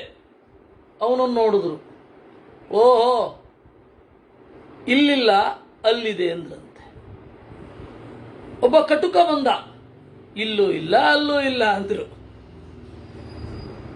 ಯಾಕೆ ಅಂತ ಹೇಳಿದ್ರೆ, ಇಲ್ಲಿಯೂ ಇಲ್ಲ ಅಲ್ಲಿಯೂ ಇಲ್ಲ ಯಾಕೆ ಅಂದ್ರೆ ಇದೇ ಕಾರಣಕ್ಕೆ. ಕಟುಕ ಒಳ್ಳೆ ಪರಿಸರದಲ್ಲೇನೂ ಇರಲ್ಲ. ಹಾಗಂತ ಹೇಳಿ ಅವನು ಮಾಡಿದ ಕೆಲಸ ಏನೂ ಒಳ್ಳೆಯದೂ ಅಲ್ಲ. ಅದರಿಂದಾಗಿ ಇಲ್ಲಿಯೂ ಅಲ್ಲಿಯೂ ಕೆಟ್ಟದ್ದನ್ನೇ ಹೊಂದೋದು. ವಿಶೇಷವಾಗಿ ಗೋವುಗಳನ್ನು ಕೊಲ್ಲುವ ಅವ್ರ ಬಗ್ಗೆ ಕನಿಕರ ಬೇಕು. ವಾಸ್ತವಿಕವಾಗಿ ಏನು ಕಸಾಯಿಖಾನೆ ಇದೆಯಲ್ಲ, ಕನಿಕರ ಬೇಕು ಅವ್ರ ಬಗ್ಗೆ. ಗೋವುಗಳಿಗಿಂತ ಅವರು ಕನಿಕರಕ್ಕೆ ಅರ್ಹರು. ಯಾಕೆಂದರೆ ಯಾವ ರೀತಿಯಾದ ಅವ್ರ ಬಗ್ಗೆ, ಕಟುಕರ ಬಗ್ಗೆ ಬರದ ಲೇಖನಗಳನ್ನು ನೀವು ನೋಡಿ, ಅವ್ರು ಎಂಥ ದುರ್ಭರ ಪರಿಸ್ಥಿತಿಯಲ್ಲಿ ಒದ್ದಾಡ್ತಾ ಇರ್ತಾರೆ ಅಂತ ಗೊತ್ತಾಗತ್ತೆ. ಅಲ್ಲಿಯೂ ಒಳ್ಳೆಯದೇನಾಗಲ್ಲ. ಗೌಹು ಒಬ್ಬ ಎರಡೂ ಕಡೆ ದೃಷ್ಟಿ ಇಟ್ಟು ಹಿತಮಿತವಾಗಿ ಭೋಗಿಸಿ, ಹಿತಮಿತವಾಗಿ ಇದನ್ನ ತಪಸ್ಸನ್ನು ಮಾಡ್ತಾ ಇರುವವನನ್ನು ನೋಡಿದ್ರಂತೆ. ಇಲ್ಲಿಯೂ ಇದ್ದಾನೆ ಅಲ್ಲಿಯೂ ಇದ್ದಾನೆ ಅಂದ್ರಂತೆ. ಅದರಿಂದಾಗಿ ಗೋವನ್ನು ಕೊಲ್ಲೋದು, ಯಾಕೆಂದ್ರೆ ಈ ಒಂದು ಚೂರು ಪ್ರತಿಭಟನೆ ಮಾಡಲ್ಲ. ಅದು ಆಕಸ್ಮಿಕವಾಗಿ ತಾಗಿ ಹೋಗ್ಬೋದು, ಗಾಯ ಆಗಬಹುದು, ಸಾಯಬಹುದು, ಆದರೆ ಒಂದು ಚೂರು ಪ್ರತಿಭಟನೆ ಮಾಡಲ್ಲ ಹಸು. ಅದರಿಂದಾಗಿ ಚೂರು ಪ್ರತಿಭಟನೆ ಮಾಡದವರನ್ನು ಹೊಡೆಯೋದಿದೆಯಲ್ಲ, ಅದು ಗೊತ್ತಾಗಲ್ಲ. ಈಗ ಪೆಟ್ಟು ಬೀಳ್ಬೇಕಾದ್ರೆ ಗೊತ್ತಾಗುತ್ತೆ. ಎಲ್ಲರಿಗೂ ಅನ್ವಯ ಇದು. ಒಂಚೂರು ಪ್ರತಿಭಟನೆ ಮಾಡಲ್ಲ ಅಂತ ಯದ್ವಾತದ್ವ ಬೈಯೋದು, ಯದ್ವಾತದ್ವ ಅವ್ರನ್ನ ತುಳಿಯೋದು ಮಾಡಬಾರದು. ಅದು ಎಂತಹ ಪೆಟ್ಟು ಕೊಡುತ್ತೆ ಅಂತ ಹೇಳಿ ದೇವರು ಅವರಿಗೆ ಸರಿಯಾದ ಕಾಲದಲ್ಲಿ ಅವರಿಗೆ ಕೊಡ್ತಾನೆ. ಪ್ರಾಯ ಅತ್ಯಂತ ಅಹಿಂಸ್ರವಾದ ಗೋವನ್ನ, ಅತ್ಯಂತ ಅಹಿಂಸ್ರನಾದ ಬ್ರಾಹ್ಮಣನನ್ನ ಕಾಡಿಸ್ತಾ ಇರಬೇಕು. ಅದಕ್ಕೆ ಒಳಗಡೆಯಿಂದ ನೆವೆದಿದ್ದೀಯೇ ನೀನು. ಬ್ರಹ್ಮಸ್ವವನ್ನು ತಗೊಂಡಿರ್ತಿ, ದೇವಸ್ವವನ್ನು ತಗೊಂಡಿರ್ತಿ. ತೇನಾಸಿ ಹರಿಣ ಕೃಶಃ ಇದಿರಬಹುದಾ? ನೋಡು, ಇಷ್ಟು ಕಾರಣ ಹೇಳ್ತೀನಿ. ಸಣ್ಣಗಾಗೋದಕ್ಕೆ, ಸೊರಗಿರೋದಕ್ಕೆ, ಮತ್ತೆ ಬಣ್ಣ ಕಳ್ಕೊಂಡಿರೋದಕ್ಕೆ. ಈ ಕಾರಣ ನಿನಗೆ ಯಾವ್ದು ಅನ್ವಯ ಆಗತ್ತೆ ನೀನೇ ನೋಡ್ಕೊ ಅಂತ ಧ್ವನಿ. ಹೃತದಾರೋಥ ವೃದ್ಧೋವಾ ಲೋಕೆ ದ್ವಿಷ್ಟೋಥವಾ ನರೈಹಿ ಅವಿಜ್ಞಾನೇನ ವಾ ವೃದ್ಧ ತೇನಾಸಿ ಹರಿಣಕೃತಃ. ಪ್ರಾಯ ನೀನು ವೃದ್ಧನಾದ ಮೇಲೆ ನಿನಗಿಂತ ಚಿಕ್ಕವಳಾದ ಹೆಂಡತಿಯನ್ನು ಯಾರೋ ಹಾರಿಸ್ಕೊಂಡು ಹೋಗಿರ್ಬೇಕು. ಅವಾಗ ಇಷ್ಟು ದುಃಖ ಆಗುತ್ತೆ. ಲೋಕೆ ದ್ವಿಷ್ಟೋಥವಾನರೈಹಿ, ಲೋಕದಲ್ಲಿ ನೋಡಿದವರೆಲ್ಲ ನನ್ನನ್ನು ದ್ವೇಷ ಮಾಡ್ತಾ ಇದ್ದಾರೆ ಅಂತ ಅನ್ಸಿರ್ಬೇಕು. ಅದೇನಾಗತ್ತೆ, ನಿಜವಾಗಿಯೂ ದ್ವೇಷ ಮಾಡಿರ್ಬೇಕಾಗಿಲ್ಲ. ಇವನು ಅಂದ್ಕೊಳ್ತಾ ಇದ್ರೆ ಸಾಕು, ಓ ಇವ್ರಿಗೂ ನನ್ನ ಕಂಡ್ರಾಗಲ್ಲ, ಇವ್ರಿಗೂ ನನ್ನ ಕಂಡ್ರಾಗಲ್ಲ, ಇವ್ರಿಗೂ ನನ್ನ ಕಂಡ್ರಾಗಲ್ಲ, ಅವ್ರಿಗೂ ಆಗಲ್ಲ, ಅಯ್ಯೋ ಅದರಿಂದ ಆಚೆ ಬನ್ನಿ ಮಾರಾಯರೇ. ನೀವು ಇದ್ದವರನ್ನೆಲ್ಲ ದ್ವೇಷಿಸಬೇಡ. ಅದೇ ನನ್ನ ಅಲ್ಲ, ಅದು ಇಲ್ಲಿ ಕಾರಣಗಳನ್ನು ಕೊಡೋದು. ಇದ್ದವರನ್ನೆಲ್ಲ, ಅಥವಾ ಕೃಷ ಅಂತಂದ್ರೆ ಹೊರಗಡೆಯಿಂದಲೇ ಆಗಬೇಕು ಅಂತಿಲ್ಲ, ಒಳಗಡೆಯಿಂದಲೂ ಆಗಬಹುದು. ಇದ್ದವರೆಲ್ಲ ನನ್ನನ್ನು ದ್ವೇಷ ಮಾಡ್ತಾ ಇದ್ದಾರೆ ಅಂತ, ಅದು ಒಂದು ರೀತಿ ಸ್ಕ್ರಿಜೋಫ್ರೀನಿಯಾ ಅಂತಾರಲ್ಲ, ಆ ಲೆವೆಲ್ಗೆ ಹೋಗೋದು. ಕನ್ನಡದಲ್ಲಿ ಒಬ್ಬರು ನಾಟಕಕಾರರಿದ್ದರು, ಸಂಸ ಅಂತ. ಒಳ್ಳೆ ನಾಟಕಕಾರ, ವಿಗಡ ವಿಕ್ರಮರಾಯ, ಸುಗುಣ ಗಂಭೀರ, ಬಿರುದಂತೆಂಬರ ಗಂಡ, ಅದನ್ನೆಲ್ಲ ಬರೆದವರು. ಪ್ರಚಂಡ ನಾಟಕಕಾರ. ಆದರೆ ಅವರು ಸ್ಕ್ರಿಜೋಫ್ರಿನಿಕ್ ಪೇಷಂಟು. ಅವರ ಹೆಸರಿನಲ್ಲೇ ಆ ರವೀಂದ್ರ ಕಲಾಕ್ಷೇತ್ರದ ಹಿಂದೆ ಸಂಸ ರಂಗಮಂದಿರ ಇದೆಯಲ್ಲ, ಅದೇ ಸಂಸ. ಅವರು ಸ್ವಾತಂತ್ರ್ಯ ಪೂರ್ವದಲ್ಲೇ ಹೋಗ್ಬಿಟ್ರು, ಸ್ವಾತಂತ್ರ್ಯಕ್ಕೇನಿರಲಿಲ್ಲ ಅವರು. ಎಡಿಎ ರಂಗಮಂದಿರದಲ್ಲೆಲ್ಲ ಅವ್ರದ್ದು ನಾಟಕಗಳು ಪ್ರದರ್ಶನ ಆಗ್ತಾ ಇತ್ತು, ಆ ರವೀಂದ್ರ ಕಲಾಕ್ಷೇತ್ರದ ಎದುರುಗಡೆ. ಅಂತಹ ಒಳ್ಳೆ, ಆದರೆ ಯಾರು ನೋಡಿದ್ರು ನನ್ನ ದ್ವೇಷ ಮಾಡ್ತಾರೆ, ಯಾವಾಗಲೂ ಬಾಗಿಲು ಹಾಕೊಂಡಿರಿ. ಈ ಥರ ಇದ್ದು ಬಿಟ್ರೆ ಗತಿ ಏನು? ತೇನಾಸಿ ಹರಿಣ ಕೃಶಃ ಅವಿಜ್ಞಾನೇನ ವಾ ವೃದ್ಧ. ವಯಸ್ಸಾಗಿದೆ, ಪ್ರಜ್ಞೆ ಇಲ್ಲ, ಅದರಿಂದಲೂ ನೀನು ಸೊರಗಿರಬೇಕು. ಅಂದ್ರೆ ಜ್ಞಾನದಿಂದ ಒಂದು ಪುಷ್ಟಿ ಅಂತ ಅನ್ನೋದೊಂದಿರುತ್ತಲ್ಲ, ಒಂದು ಸುಖ ಅಂತ ಅನ್ನೋದಿರುತ್ತಲ್ಲ. ಇಲ್ಲ ಅಂದ್ರೆ ಅವ್ರು ಹೀಗೆ ಮಾಡಿಬಿಟ್ರ, ಅಯ್ಯೋ ಅದು ಹೀಗಾಯ್ತು ಇದೀಗಾಯ್ತು, 1000 ಜನರ ಜೊತೆ ತಲೆನೋವು. ಆರಾಮವಾಗಿ ಇರಿ. ಪ್ರಾಯ ನೀನು ಹಾಗಿಲ್ಲ ಅಂತ ಕಾಣುತ್ತೆ. ಅವಿಜ್ಞಾನೇನ ವಾ ವೃದ್ಧ ತೇನಾಸಿ ಹರಿಣ ಕೃಶ. ವಾರ್ಧಕ್ಯಾರ್ಥಂ ಧನಂ ದೃಷ್ಟ್ವಾ ಸ್ವಾಶ್ರೀರ್ವಾಪಿ ಪರೈರ್ಹೃತ ವೃತ್ತಿರ್ವಾ ದುರ್ಜನಾಪೇಕ್ಷಾ ತೇನಾಸಿ ಹರಿಣ ಕೃಚಃ. ಮುದಿತನಕ್ಕಾಗಿ ಹಣವನ್ನು ಸಂಗ್ರಹಿಸಿ ಅದು ಅಪಹೃತ ಆಗೋಗಿರುತ್ತೆ. ಪಂಚತಂತ್ರದಲ್ಲಿ ಆಷಾಢಭೂತಿ ಅಂತ ಒಬ್ಬನ ಕಥೆ ಬರುತ್ತಲ್ಲ ಹಾಗೆ. ಅಥವಾ ಸ್ವಾಶ್ರೀರ್ವಾಪಿ ಪರೈರ್ಹೃತ, ನಿನ್ನ ಅಪಾರವಾದ ಸಂಪತ್ತನ್ನು ಒಬ್ಬ ಹಾರಿಸಿರ್ತಾನೆ. ವೃತ್ತಿರ್ವಾ ದುರ್ಜನಾಪೇಕ್ಷಾ, ಇಲ್ಲವೇ ದುರ್ಜನರು, ಅವ್ರ ಕೈಯಲ್ಲಿ ಇವನು ಬಾಳ್ಬೇಕು. ವೃತ್ತಿರ್ವಾ ದುರ್ಜನಾಪೇಕ್ಷಾ, ಇವನು ಅವ್ರ ಜೊತೆ ಕೆಲಸ ಮಾಡಬೇಕು, ಹಣೆ ಬರಹ, ಅವರ ಸೇವಕನಾಗಿರ್ಬೇಕು. ದುರ್ಜನರ ಜೊತೆ ಸೇವೆ ಮಾಡೋದು ಶ್ವವೃತ್ತಿ ಅಂತ ಕರೀತಾರೆ ಅದನ್ನ. ದುರ್ಜನರ ಅಡಿಯಾಳಾಗಿ ಇರೋದು. ಹಾಗೆ ಇದ್ರೂ ಕೂಡ ಮನುಷ್ಯ ಸ್ವರ್ಗುತ್ತಾನೆ. ತೇನಾಸಿ ಹರಿಣ ಕೃಶಃ ಸಂಪತ್ಕಾಲೇನ ತೇ ಧರ್ಮ ಕ್ಷೀಣಸ್ತಾತ ಸುಹೃದ್ಬ್ರುವೈ ಅಸನ್ಯಾಸಮತಿಸ್ತತ್ರ ತೇನಾಸಿ ಹರಿಣ ಕೃಶಃ. ಸಂಪತ್ಕಾಲದಲ್ಲಿ ಧರ್ಮ ಮಾಡಬೇಡ ಅಂತ ಹೇಳಿ ನಿನ್ನ ಮಿತ್ರರು ಸುತ್ತಲೂ ಸೇರಿದವರು ಹೇಳಿದ್ರು ಅಂತ ಕಾಣುತ್ತೆ. ಅದಕ್ಕೆ ನೀನು ಮಾಡಿಲ್ಲದೆ ಹೋದರೆ ಅಯ್ಯೋ ಧರ್ಮ ಎಲ್ಲ ಯಾಕೆ, ಸಂಪತ್ತಿರುತ್ತಲ್ಲ.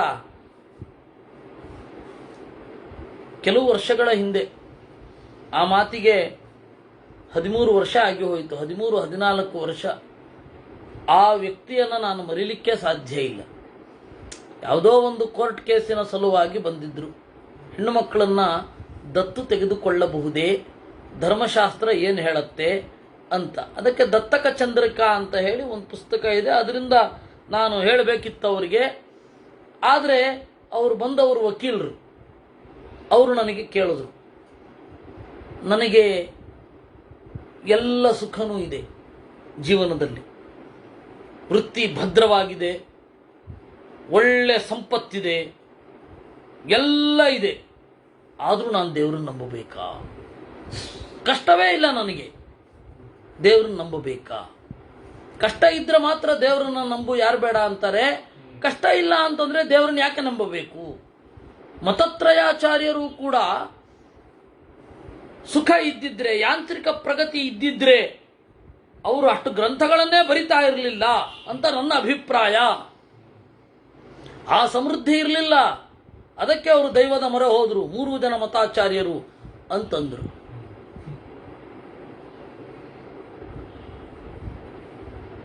ನಾನು ಇದಕ್ಕೆ ಇನ್ನೊಂದು ದಿವಸ ಕೂತ್ಕೊಳ್ಳೋಣ. ಆದರೆ ಒಂದು ಮಾತ್ರ ಹೌದು, ಸಮಯ ಇರಲಿಲ್ಲ, ಆದ್ದರಿಂದ ಒಂದು ಮಾತ್ರ ಹೌದು, ದೇವರನ್ನು ನಂಬೋದು ಬೇಡ ಅಂತ ನಿಮಗೆ ಅನ್ನಿಸಿದರೆ, ದೇವರನ್ನ ನಂಬಬೇಕು ಅಂತ ನಾನು ಯಾವ ರೀತಿಯಲ್ಲಿಯೂ ಕೂಡ ಪ್ರತಿಪಾದನೆ ಮಾಡೋದು ನನಗೆ ಲಾಭವೂ ಇಲ್ಲ, ಅಗತ್ಯವೂ ಇಲ್ಲ. ನಿಮಗೆ ಬೇಡ ಅಂತ ಅನ್ನಿಸಿದರೆ ದೇವರನ್ನ ನಂಬೋದು ಬೇಕಿಲ್ಲ, ಈಗ ಅಗತ್ಯ ಇಲ್ಲ ಅಂದರೆ ನಾನು ನಿಮ್ಗೆ ಅಗತ್ಯ ಇದೆ ಅಂತ ನಾನು ಯಾಕೆ ಪ್ರೂವ್ ಮಾಡಲಿ? ಸಮಯ ಸಂಹಾರ. ಈಗ ನಾನು ಏನು ಹೇಳಬೇಕು?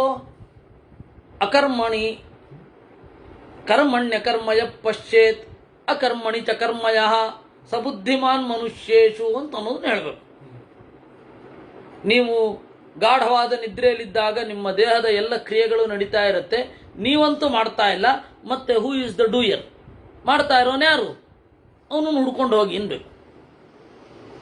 ಆದರೆ ನಾನು ಅದನ್ನು ಯಾಕೆ ಪ್ರೂವ್ ಮಾಡಬೇಕು? ಕರ್ಮಣಿ ಅಕರ್ಮಯ ಪಶ್ಯೇತ್ ನಾ ಯಾಕೆ ಹೇಳಬೇಕು? ಅದರಿಂದಾಗಿ ನನಗಾದ್ರ ಅಗತ್ಯ ಇಲ್ಲ. ಇನ್ನೊಮ್ಮೆ ಭೇಟಿಯಾದಾಗ ನೋಡೋಣ ಅಂತ ಹೇಳಿದೆ, ಇನ್ನೂ ಸಿಕ್ಕಿಲ್ಲ ಅವರದ್ದು ಬೇರೆ. ಅದರಿಂದ ಬಹಳ ಕಷ್ಟ. ಸಂಪತ್ಕಾಲದಲ್ಲಿ ಸಂಪತ್ತಿನ ದೊಡ್ಡ ಸಮಸ್ಯೆ ಏನು ಅಂದರೆ ಸುತ್ತಲೂ ಮುಟ್ಟಾಡ್ರು ಕೂತು ಬಿಡ್ತಾರೆ. ಎಷ್ಟು ಸಂಪತ್ತಿರುತ್ತೋ ಅಷ್ಟು ದೊಡ್ಡ ದೊಡ್ಡ ಮುಟ್ಟಾಡ್ರು ನಮ್ಮ ಸುತ್ತ ಇರ್ತಾರೆ. ನಮ್ಮನ್ನು ದಾರಿ ತಪ್ಪಿಸಿಬಿಡ್ತಾರೆ, ನಮಗೆ ಸತ್ಯ ತೋರದಂತೆ ಮಾಡಿಬಿಡ್ತಾರೆ, ನಮ್ಮ ಕಣ್ಣಿಗೆ ದೊಡ್ಡ ಮುಸುಕು ಹಾಕಿಬಿಡ್ತಾರೆ. ಅದರಿಂದಾಗಿ ತೀರ ಸಂಪತ್ತಿಲ್ಲದೆ ಹೋದರೂ ಕಷ್ಟ, ತೀರ ಸಂಪತ್ತು ಬಂದರೂ ಕಷ್ಟ. ಸತ್ಯ ತಿಳಿಬೇಕು ಅಂದರೆ ಮಧ್ಯಮ ವರ್ಗದಲ್ಲಿ ಇರೋದು ಒಳ್ಳೆಯದು ಅಂತ ಅನ್ಸತ್ತೆ. ಅದರಿಂದ ಸುಹೃದ್ಭ್ರುವೈಹಿ, ಗೆಳೆಯರು ಅಂತ ಅಂದುಕೊಂಡವರು ನಿಮ್ಮ ಸುತ್ತ ಇರುವವರು ನಿಮ್ಮ ಸಂಪತ್ತಿನ ಕಾಲದಲ್ಲಿ ಅಯ್ಯೋ ಧರ್ಮ ಯಾಕಪ್ಪ, ಬಿಟ್ಟುಬಿಡೋ ಮಾರಾಯ, ಅದು ಬಡವರಿಗೆ ನಿನಗಲ್ಲ ಅಂತ ಹೇಳಿ ದಾರಿ ತಪ್ಪಿಸಿದ್ದಾರೆ ಅಂತ ಕಾಣುತ್ತೆ. ಅದರಿಂದಾಗಿ ನೀನು ಅದನ್ನು ನಂಬಿಕೊಂಡು ಅಸನ್ಯಾಸ ಮತಿಸ್ತತ್ರ, ಧರ್ಮದಲ್ಲಿ ಅವಾಗ ನಿನ್ನ ಬುದ್ಧಿಯನ್ನು ಇಟ್ಟಿಲ್ಲ ಅಂತ ಕಾಣುತ್ತೆ. ತೇನಾಸಿ ಹರಿಣ ಕೃಶಃ. ಈಗ ಅದು ಎಲ್ಲೋ ಒಂದು ಕಡೆಯಿಂದ ಚುಚ್ಚುತ್ತಾ ಇದೆ. ನಾನು ಸಂಪನ್ನನಾಗಿದ್ದಾಗ ಇಷ್ಟು ಅನ್ಯಾಯಗಳನ್ನು ಮಾಡಿದೆ ಅಂತ ನಿನ್ನ ಮನಸ್ಸಿಗೆ ಬರ್ತಾ ಇದ್ದಿರಬೇಕು. ತೇನಾಸಿ ಹರಿಣ ಕೃಶಃ. ಇನ್ನು ನಾನು ಇದಕ್ಕೆ ಅರ್ಥ ಹೇಳಲ್ಲ, ತೇನಾಸಿ ಹರಿಣ ಕೃಶಃ ಅಂದ್ಬಿಡ್ತೀನಿ. ಅವಿದ್ವದ್ಭಿರ ಕಾರ್ಯಾರ್ಥೈ ವಿದ್ಯಾ ವಿಕ್ರಮದಾನಜಂ ಯಶ ಪ್ರಾರ್ಥಯಸೆ ನಿತ್ಯಂ ತೇನಾಸಿ ಹರಿಣ ಕೃಶಃ. ಅವಿದ್ವದ್ಭಿ ಅಕಾರ್ಯಾರ್ಥೈ, ವಿದ್ವಾಂಸರಲ್ಲದ, ಸಾಮಾನ್ಯ ತಿಳುವಳಿಕೆಯೂ ಇಲ್ಲದ, ಕೃತಜ್ಞರಲ್ಲದ ಮಂದಿಯ ಜೊತೆಗಿದ್ದು ವಿದ್ಯೆಯಿಂದ, ವಿಕ್ರಮದಿಂದ, ದಾನದಿಂದ ಬರುವ ಯಶಸ್ಸನ್ನ ಬಯಸ್ತಾ ಇದ್ದಿ ಅಂತ ಕಾಣುತ್ತೆ. ತೇನಾಸಿ ಹರಿಣ ಕೃಶಃ.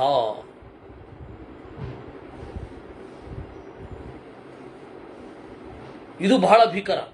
ನಾವು ಯಾವುದನ್ನು ಹೊಂದಿದರೆ ಏನು ಸಿಗೋದಿಲ್ವೋ ಅದನ್ನು ಹೊಂದಿ ಸಿಗದೇ ಇರೋದನ್ನು ಬಯಸೋದಿದೆಯಲ್ಲ, ಅದು ಭಯಾನಕ. ನಮ್ಮ ಊರಿನಲ್ಲಿ ಒಬ್ಬರು ಇದ್ರು ಮೇಡಮ್. ಅವರು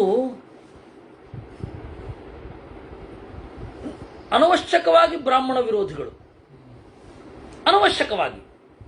ಅವರಿಗೆ ಯಾವುದೇ ಜೀವನದಲ್ಲಿ ಕಹಿ ಅನುಭವ ಆಗಲಿಲ್ಲ, ಆದರೂ ಬ್ರಾಹ್ಮಣ ವಿರೋಧಿ. ಯಾಕೆ ಅಂತ ಅವ್ರಿಗೆ ಗೊತ್ತಿಲ್ಲ. ನಮ್ಮ ತಂದೆ ಅವರ ಹತ್ರ ಬರ್ತಾ ಇದ್ರು. ಅದು ನಮ್ಮ ತಂದೆಯವರ ಹತ್ರ ಹೇಗೆ ಬರ್ತಾ ಇದ್ದು ಗೊತ್ತಾ? ನಮ್ಮ ತಂದೆ ಹೇಳಿದ್ರು, ಏನೋ ಕಷ್ಟಗಳಿದ್ದಾಗ ನೀವು ದೇವರಿಗೆ ದೀಪ ಹಚ್ಚಬೇಕು ಅಥವಾ ದೀಪಕ್ಕೆ ಎಣ್ಣೆ ಕೊಡಬೇಕು. ನಮ್ಮ ತಂದೆಗೆ ಜ್ಯೋತಿಷ್ಯದಲ್ಲಿಯೂ ಒಂದು ಸ್ವಲ್ಪ ಪ್ರವೇಶ ಇತ್ತು. ಅವರು ಬಂದು ಆ ಮಠ ನೋಡಿದಿರಲ್ಲ ನೀವು, ಶ್ರೀನಿವಾಸ ದೇವರ ದೇವಸ್ಥಾನದ ಹತ್ರ ಹಿಂಗೆ ನಿಲ್ಲೋದು, ಗೋಪಿ ಮೇಷ್ಟ್ರೇ ಅಂತ ಕರೆಯೋದು. ನಾವು ಯಾರಾದರೂ ಹೋಗಿ ಆ ಎಣ್ಣೆ ಪ್ಯಾಕೆಟ್ ಇಸ್ಕೊಂಡು ಹೋಗಿ ಕೊಡಬೇಕು.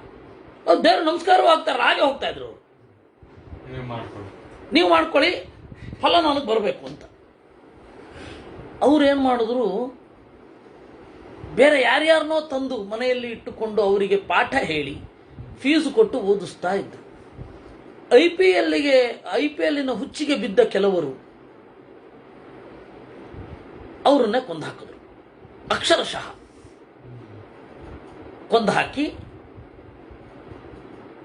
ಅವರನ್ನ ಅವರ ಮೂಗುತಿ ಬಳೆ ಇತ್ಯಾದಿಗಳನ್ನೆಲ್ಲ ಎತ್ಕೊಂಡು ಹೋಗಿದ್ರು. ಅದಾಮೇಲೆ ಗೊತ್ತಾಗಿತ್ತು ಒಬ್ಬರನ್ನ ಹತ್ರ ಸೇರಿಸ್ತಾ ಇರಲಿಲ್ಲ. ಆದರೆ ಅವರ ಯಶಸ್ಸು ಅಂದರೆ ಅವ್ರ ಕೀರ್ತಿ ಬಯಸ್ತಾ ಇದ್ರು. ಇಂಥವ್ರನ್ನ ನಾನು ಕಟ್ಟಿಕೊಂಡ್ರೆ ನನಗೆ ಒಳ್ಳೆ ಕೀರ್ತಿ ಬರುತ್ತೆ ಅಂತ ಅವ್ರ ಭ್ರಮೆ ಇತ್ತು. ಅವರು ಕಾಲೇಜಲ್ಲಿ ಲೆಕ್ಚರರ್. ನನಗೆ ಭ್ರಮೆ ಬರುತ್ತೆ, ನನಗೆ ಕೀರ್ತಿ ಇರೋದೇ ಇಲ್ಲಿಂದ, ವಿದ್ಯೆಯಿಂದ ನನಗೆ ಬರುವ ಕೀರ್ತಿ, ಸಾಹಸದಿಂದ ನನಗೆ ಬರುವ ಕೀರ್ತಿ, ದಾನದಿಂದ ನನಗೆ ಬರುವ ಕೀರ್ತಿ, ಅದನ್ನೆಲ್ಲವನ್ನ ಬಯಸೋದು ಹೌದು, ಬಯಸೋದು ಹೌದು.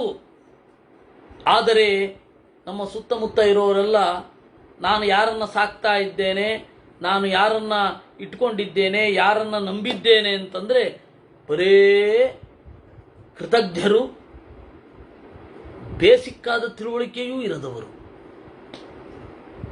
ಇಂಥವರಿಂದ ನಾನು ಬಯಸ್ತಾ ಇರೋದು. ಗೊತ್ತಾಯ್ತಲ್ಲ ಇದು ಎಲ್ಲಿ ಯಾವ ಎಕ್ಸ್ಟೆಂಟ್ಗೆ ಹೋಗುತ್ತೆ ಅಂತ. ಕೃತಜ್ಞತೆ ಅನ್ನೋದು ಹೆಸರೇ ಗೊತ್ತಿಲ್ಲ. ಅತ್ಯಂತ ಕೃತಜ್ಞರಾದವರಿಗೆ ನಾವು ಅವರಿಗೆಲ್ಲ ಮಾಡಿ ನನಗೆ ಯಶಸ್ಸು ಸಿಗಬೇಕು, ವಿದ್ಯೆ ಯಶಸ್ಸು ಸಿಗಬೇಕು, ವಿಕ್ರಮದ ಯಶಸ್ಸು ಸಿಗಬೇಕು, ಅವರ್ಯಾರು ನಿಮ್ಮನ್ನು ಪರಿಗಣಿಸೋದೇ ಇಲ್ಲ. ಸುಮ್ಮನೆ ಇದು ನಮಗೆಲ್ಲರಿಗೂ ಆದ ಅನ್ವಯ. ವಿಶೇಷತಃ ಭಾರತದ ಇವತ್ತಿನ ರಾಜಕೀಯ ಓಲೈಕೆಗೆ ಸಂಬಂಧಿಸಿದ್ದಿದು. ಅವ್ರ ಕೃತಜ್ಞತೆ ಏನು ಅನ್ನೋದೇ ಗೊತ್ತಿಲ್ಲ ರೀ ಅವರಿಗೆ. ಅವರಿಗೆ ಉಪಕಾರ ಮಾಡೋದು, ಅದರಿಂದ ನಮಗೆ ಈ ತರಹ ನೀನು ಬಯಸ್ತಾ ಇದ್ದಿ ಅಂತ ಕಾಣುತ್ತೆ. ತೇನಾಸೆ ಹರಿಣ ಕೃಶಃ ಚಿರಾಭಿಲಷಿತಂ ಕಿಂಚಿತ್ ಫಲಮಪ್ರಾಪ್ತಮೇವ ವಾ ಹೃತಮನ್ಯೈರಪಹೃತಂ ತೇನಾಸೆ ಹರಿಣ ಕೃಶಃ. ದೀರ್ಘಕಾಲದಿಂದ ಕಾದು ಕಾದು ಕಾತರಿಸಿ ಸಿಕ್ಕಿದ ಫಲ ನಿನ್ನ ಕೈಗೆ ಸಿಗೋದ್ರೊಳಗಡೆ ನಿನ್ನ ಕೈಗೆ ಬಂದಿದೆ ಹೊಟ್ಟೋಗುತ್ತೆ. ಆ ತರಹ ಆದರೆ ಚಿರಕಾಲ ನೀನು ಕಾತರಿಸಿದ ಸಂಪತ್ತು ನಿನ್ನ ಕೈಗೆ ಬರ್ತಾ ಇದ್ದಾಗೆ ತಮಕನ ಕೆಡ ಬಿದ್ದೋಗುತ್ತೆ. ಆ ತರಹ ಆದರೆ ಒಂದು ಕೋಟಿ ಚಕ್ಕು ನಿಮ್ಮ ಕೈಗೆ ಬಂದು ಅಥವಾ ನಮ್ಮ ಕೈಗೆ ಬಂದು ನೀರಲ್ಲಿ ಬಿದ್ದೋದ್ರೆ ಹೇಗೋ ಹಾಗೆ. ಆ ತರಹ ಆದರೆ ತೇನಾಸೆ ಹರಿಣ ಕೃಶಃ. ಆ ಥರದ್ದೇನೋ ಸಂಪತ್ತು ಕಳ್ಕೊಂಡಿರ್ಬೇಕು ನೀನು. ಹೃತಮನ್ಯೇರುಪಹೃತಂ ಬಂದಿರತ್ತೆ, ಇನ್ನೊಬ್ರು ತಗೊಂಡೋಗ್ತಾರೆ. ತೇನಾಸೆ ಹರಿಣ ಕೃಶಃ. ನೂನಮಾತ್ಮಕೃತಂ ದೋಷಂ ಅಪಶ್ಯನ್ ಕಿಂಚಿದಾತ್ಮನಿ ಅಕಾರಣೇಭಿಚಸ್ತೋ ಹಿ ತೇನಾಸೆ ಹರಿಣ ಕೃಶಃ. ನೂನಂ ಆತ್ಮಕೃತಂ ದೋಷಂ, ನಿನ್ನಲ್ಲಿ ಏನು ದೋಷ ಇದೆ ಅದು ನಿನಗೆ ಗೊತ್ತೇ ಆಗ್ತಾ ಇಲ್ಲ. ಯಾಕೆ ನನಗೆ ಹಿಂಗೆ ಆಗ್ತಾ ಇದೆ ಅನ್ನೋದನ್ನೇ ನೀನು ಯೋಚನೆ ಮಾಡ್ಲಿಕ್ಕೆ ತಯಾರಿಲ್ಲ. ಸ್ವಲ್ಪ ಬದಲಾಯಿಸ್ಕೊಳ್ಬೇಕು. ಇಷ್ಟೊಂದೇ ಪೆಟ್ಟು ಬೀಳ್ತಾ ಇದೆ ಅಂದರೆ ಸ್ವಲ್ಪ ಬದಲಾಯಿಸ್ಕೊಳ್ಬೇಕು. ಬದಲಾಯಿಸ್ಕೊಳ್ಳಿಕ್ಕಿಲ್ಲ. ನನ್ನ ದೋಷ ಏನು ಅನ್ನೋದೇ ತಿಳಿಯದೇನೆ ಒಂದೋ ಬಂದಿದ್ದನ್ನು ಒಪ್ಕೋಬೇಕು. ನನ್ನ ಹತ್ರ ಈ ದೋಷ ಇದ್ರೆ ಬರುತ್ತೆ ಬಿಡ ಅನ್ಬೇಕು. ಇಲ್ಲವೇ ಇದು ಬರಬಾರದು ಅಂತಂದ್ರೆ ನನ್ನಲ್ಲಿ ಏನು ದೋಷ ಇದೆ ಅಂತ ಸ್ಕ್ರೂಟಿನೈಸ್ ಮಾಡಿ ನಾನು ಅದನ್ನು ಅರ್ಥ ಮಾಡ್ಕೊಳ್ಬೇಕು. ಎರಡೂ ಮಾಡಲ್ಲ. ನೂನಂ ಆತ್ಮಕೃತಂ ದೋಷಂ ಅಪಶ್ಯನ್, ಆತ್ಮನಿ ಅಕಾರಣೇ ಅಭಿತಸ್ತಃ, ಏನೂ ಕಾರಣ ಇಲ್ಲದೆ ಯಾಕೆ ನನಗಿಷ್ಟು ಸಂಕಟ ಆಗ್ತಾ ಇದೆ ಅಂತ ಕೊರಗುತ್ತಾ ಇರಬೇಕು. ತೇನಾಸೆ ಹರಿಣ ಕೃಶಃ.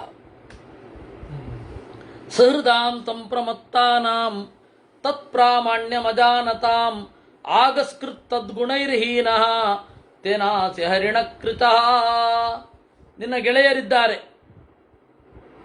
ಸಹೃದಾಂ ಸಂಪ್ರಮತ್ತಾನಾಂ, ಅವರೆಲ್ಲ ಮೈಮರೆಯುವ ಚಾಳಿಯವರು, ದೂರದಿಂದಲೇ ಏನನ್ನೋ ಗುರುತಿಸಿ ನಿನಗೆ ಹೇಳೋ ದೀರ್ಘ ದೃಷ್ಟಿಯೇ ಇರದವರು, ಅಂದರೆ ದಡ್ಡರ ಸಾಮ್ರಾಜ್ಯದ ಜೊತೆ ಇರುವವನು.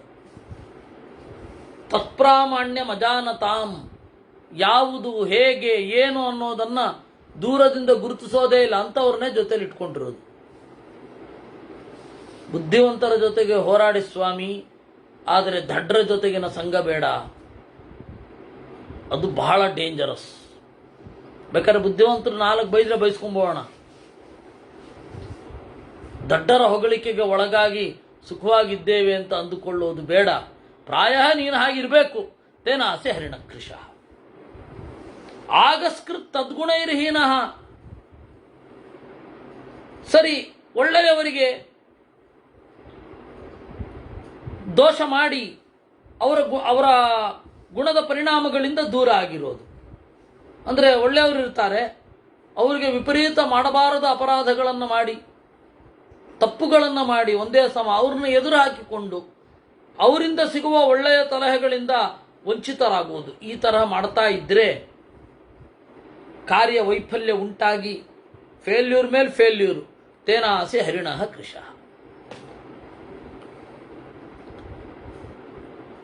ಇದು ಬಹಳ ಸಮಸ್ಯೆ.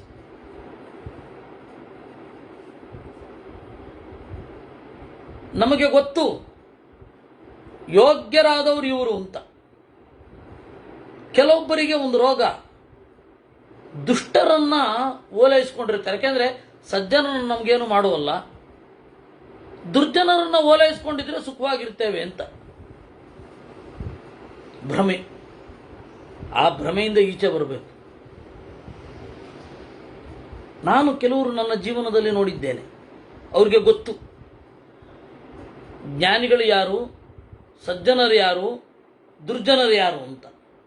ಆದರೆ ದುರ್ಜನರನ್ನ ಓಲೈಸ್ಕೊಂಡಿದ್ದು ಬಿಟ್ರೆ ನಮಗೇನು ತೊಂದರೆ ಇಲ್ಲ. ಸಜ್ಜನರು ಅವರಾಗಿ ನಮಗೆ ತೊಂದರೆ ಮಾಡಲ್ಲ, ಮತ್ತೇನು. ಈ ತಪ್ಪು ನಿರ್ಧಾರವನ್ನು ಯಾವತ್ತೂ ತಗೊಳ್ಬೇಡಿ. ದುರ್ಜನರಿಗೆ ದುರ್ಬುದ್ಧಿಯೂ ಇರುತ್ತೆ, ನಿಮಗೆ ಯಾವಾಗ ಬೇಕಾದರೂ ಉಲ್ಟಾ ಮಾಡಬಹುದು. ಸಜ್ಜನರನ್ನ ದೂರ ಇಟ್ಟರೆ ಅವರಿಂದ ನಿಮಗೇನು ಆಗದೆ ಇರಬಹುದು, ಆದರೆ ನಿಮಗೆ ಸಕಾಲದಲ್ಲಿ ಸಮೀಚೀನ ಕಾಲ ಅಂತ, ಸಕಾಲ ಅಂದರೆ ಸಮೀಚೀನ ಕಾಲದಲ್ಲಿ, ಅಂದರೆ ಬೇಕಾದ ಕಾಲದಲ್ಲಿ ಸಿಗಬೇಕಾದ ಸಲಹೆ, ಸಿಗಬೇಕಾದ ಸ್ಥೈರ್ಯ, ಸಿಗಬೇಕಾದ ಧೈರ್ಯ ಸಿಗೋದಿಲ್ಲ. ಈ ತರಹದ ಸಮಸ್ಯೆಗಳಾಗಿ ತೇನಾಸೆ ಹರಿಣಕೃಶ. ಸಾಧೂನ್ ಗೃಹಸ್ಥಾನ್ ದೃಷ್ಟ್ವಾಚ ತಥಾ ಸಾಧೂನ್ ವನೇಚರಾನ್ ಮುಕ್ತಾನ್ಶ್ಚ ವಸಥೇ ಸಕ್ತಾನ್ ತೇನಾಸೆ ಹರಿಣಕೃಶ.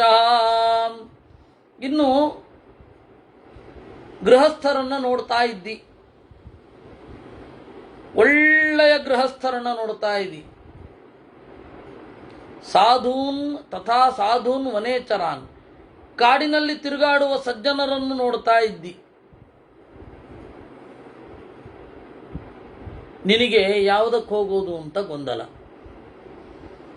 ಇವ್ರ ತರಹ ಕಾಡಿನಲ್ಲಿ ಸುಖವಾಗಿರ್ಲೋ, ಇವ್ರ ತರಹ ಮನೆಯಲ್ಲಿ ಸುಖವಾಗಿರ್ಲೋ ಅಂತ. ಗೃಹಸ್ಥಾಶ್ರಮ ಮತ್ತೆ ಸನ್ಯಾಸಾಶ್ರಮದ ಮಧ್ಯೆ ಓಲಾಡುವ, ವಿಲಿವಿಲಿ ಒದ್ದಾಡುವ ಮನಸ್ಸು. ನಗರ ಹಾಗೂ ಪಟ್ಟಣಗಳ ನಡುವೆ, ಪಟ್ಟಣ ಹಾಗೂ ಹಳ್ಳಿಗಳ ನಡುವೆ, ನಗರ ಹಾಗೂ ಕಾಡುಗಳ ನಡುವೆ ವಿಲಿವಿಲಿ ಒದ್ದಾಡುವ ಮನಸ್ಸು ಇದೆ ಅಂತ ಕಾಣುತ್ತೆ ನಿನಗೆ. ತೇನಾಸೆ ಹರಿಣಕೃಶ. ಇಲ್ಲವೇ ಮುಕ್ತಾನಶ್ಚ ಆವಸಥೆ ಸಕ್ತಾನ್, ಅವರವರ ಆಶ್ರಮಕ್ಕೆ ಅವರವರು ಯೋಗ್ಯರಲ್ಲ, ಅಂಥವ್ರು ನಿನ್ನ ಸುತ್ತ ಇರ್ತಾರೆ, ಆಗಲೂ ಸಂಕಟ ಆಗುತ್ತೆ. ನಿನ್ನ ಸುತ್ತ ಯಾರೋ ಇರ್ತಾರೆ, ಅವರು ಅವರವರ ಆಶ್ರಮದಲ್ಲಿ ಇರಬೇಕಾದ ಸುಖಗಳನ್ನು, ಇರಬೇಕಾದದ್ದನ್ನು ಪಾಲನೆ ಮಾಡ್ತಾ ಇಲ್ಲ. ಹೀಗಿದ್ರೂ ತೇನಾಸೆ ಹರಿಣಕೃಶ. ಧರ್ಮಮರ್ಥಂಚ ಕಾಮಂಚ ದೇಶೇ ಚಾಭಿಹಿತಂ ವಚಃ ನ ಪ್ರಸಿದ್ಧ್ಯತಿ ತೇ ನೂನಂ ತೇನಾಸೆ ಹರಿಣಕೃಶ. ಧರ್ಮವನ್ನು ಕುರಿತು, ಕಾಮವನ್ನು ಕುರಿತು, ಅರ್ಥವನ್ನು ಕುರಿತು ಒಳ್ಳೆಯ ಕಾಲಕ್ಕೆ ಹೇಳಿದ ಮಾತು ನಿನಗೆ ಗೊತ್ತಾಗೋದಿಲ್ಲ. ಆ ಕೆಲಸ ಆದ್ಮೇಲೆ ಗೊತ್ತಾಗತ್ತೆ, ಅಯ್ಯೋ ಇದು ಹೀಗೆ ಅಂತ. ತೇನಾಸೆ ಹರಿಣಕೃಶ. ಒಂದು ಸ್ವಲ್ಪ ತಾಳ್ಮೆನೂ ಇರಲ್ಲ ಅವಾಗ. ಬೇಗ ಮಾಡಿಬಿಡ್ತಾರೆ ಅವಸರಪಟ್ಟು. ಆದರೆ ಅದಾದ್ಮೇಲೆ ಗೊತ್ತಾಗತ್ತೆ ಇದು ಈ ಸಮಸ್ಯೆ ಇತ್ತು ಅಂತ.